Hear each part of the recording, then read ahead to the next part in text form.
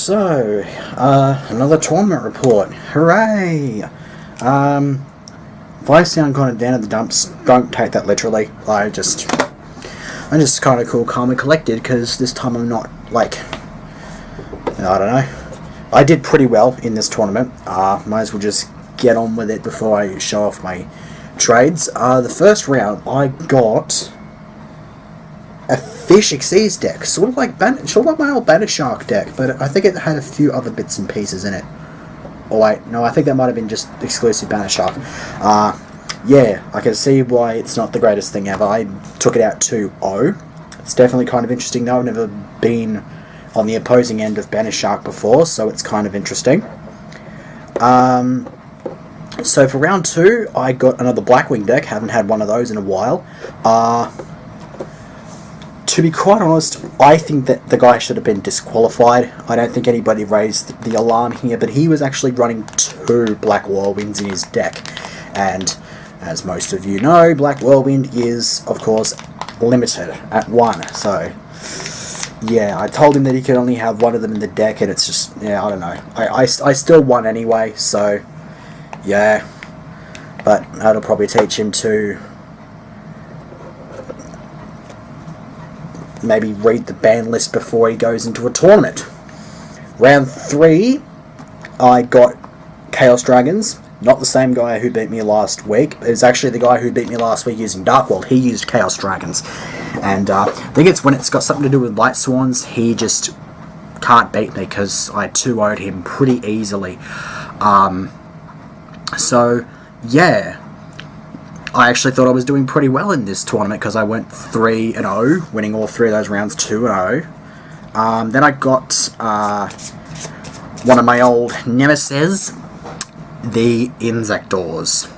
But this one was actually kind of weird. It had the Inzektor engine, basic Inzektor engine, like Dragonfly Hornet, blah blah blah blah blah.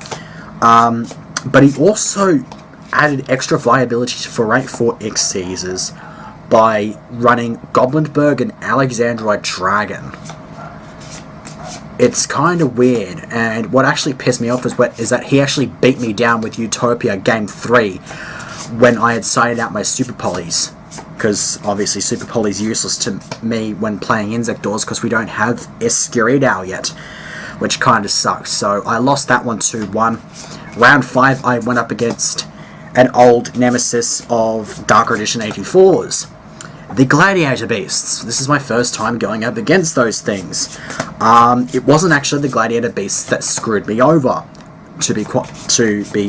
surprisingly. It was actually Gauze. He dropped Gauze in Game 1 and 3. Game 3, we went to sudden death because we ran out of time.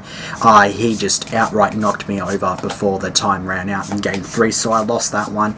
And so for the first time ever in the tournaments, at least as far as I've been to them, we had a playoff round. I think the idea was supposed to be a grand final plus a 3rd place playoff and a 5th place playoff, but I think the whole ranking system thing kind of screwed up because I won my game. It was against the same kid I played same Chaos Dragons guy I played earlier. I beat him once again, and I can safely say that I've proven how useful this certain card is, at least to myself, because it was definitely interesting. It played a very good role in the tournament today, and that is the Soul Taker card. You probably cannot see that. Let me just, I'm pretty sure you can see it now, but yeah, Soul Taker, this thing's awesome. Destroys a monster the opponent controls, and then they gain 1,000 life points. Now, while giving your opponent 1,000 life points may seem like, what the crap, dude? Are you on shrooms or something? Doing it against the right monster can screw them over. I did this against Light Pulsar in the playoff round. It was a best of 1, by the way. It's just a single duel in which I won. I played Soul Taker on his Light Pulsar Dragon. Now, the way Soul Taker works, and this is information for anybody who wants stuff to screw over Chaos Dragons. That is, you play Soul Taker. The monster is destroyed and it goes to the graveyard. Once that's done, your opponent gains 1,000 life points. Because of the way in which this works, Light Pulsar will miss the timing to activate its effect.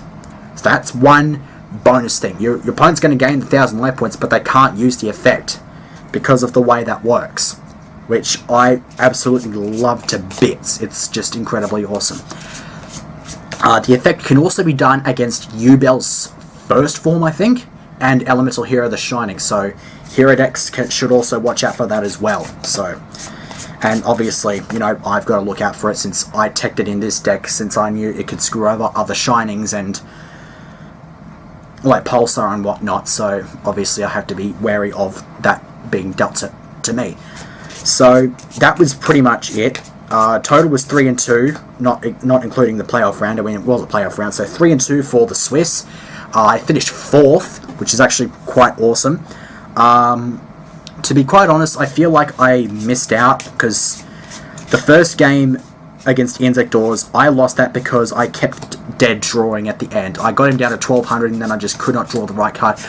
All I needed was a Miracle Fusion and I'd have gotten game, and then beating him game 2 would of course given me a 4-1 record. That probably would have been enough to get the first place playoff in the playoffs, and I could have won. So, oh well, guess that's just how shit goes.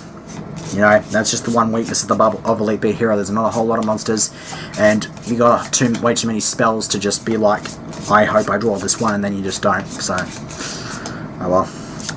It's a shame. It's a real shame. So, yeah, that's pretty much it. Got some trades. I actually got some really, really good trades. I picked up second Dolker for my Dino Rabbit deck. I traded my Dragunity Knight Barker, or Barcher, I don't know how that's pronounced for it. I traded a couple of Synchros, my Splendid Rose and my Thor Lord of the Aesir, and in response I got Black Metal Dragon, which is, I just love that. It's just the best old boss card. And I picked up a Thought Ruler. Finally got my hands on a Thought Ruler. Didn't think I'd be able to get my hands on this thing, but, you know, I am cheering. You know, Thought Ruler is a beast. And I also managed to score myself a couple of Peace Golems for my Jack Atlas deck, and a Herald of Orange Light in case I ever decide to run Fairies again, because I did have TG Agents and then I turned it into TG Overdrive. So, Turbo Pack, I got crap. If you can't see that, that's Fire Dog, Bombardment, and Gozen match. Don't even know why I showed that, it was pointless. I know some guy pulled a super Mirror of Oaths. So, yeah, I think that's about it for this report. I haven't pre-booked for the next one. The next one will, though, be Abyss Rising Sneak Peek. I'm definitely going to that one. Hopefully I'll be able to get my spot booked maybe tomorrow. If there's still some spots by Thursday, I can do that, because they said that the new tins are going to be coming out this coming Thursday at their shop. It's either this Thursday or this Friday. So, yeah, if that happens, I will probably be doing tin opening videos at that point, or at least at some point in the weekend, in the coming weekend, I'll be doing that. What else have I got to update on? I've got 2 segments of this week's quota for Boost Fury recorded. I might do some of that afterwards. If I pointed this out already, like in the last tournament report, I did say that this tournament I was going to use my 6 Samurai deck. Like I was prepared to use my 6 Samurai deck. Yeah, that didn't happen. I decided to stick with my Elite Beat Hero again. So yeah, next tournament, obviously I can't use Sam's because it's Abyss Rising Sneak Peek. The next one I may well use 6 Samurais. It's either going to be my 6 Samurai or my Exodia deck. So that gives me a month to get some Emissary of the Afterlife for the Exodia deck, if I decide I wanted to use that. So now that my rambling is all done and dusted, I shall see you for whatever it is that I do next.